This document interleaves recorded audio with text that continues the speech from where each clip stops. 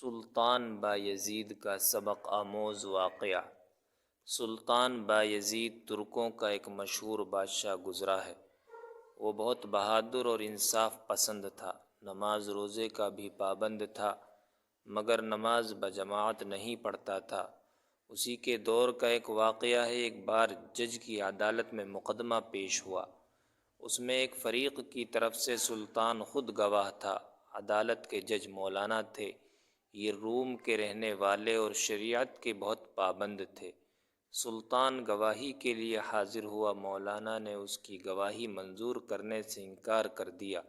سلطان خود بھی منصف تھا اور جج کی انصاف پسندی سے بھی واقف تھا، اس لیے ان کے اس رویے پر ناراض تو نہ ہوا، البتہ انکار کا سبب پوچھا۔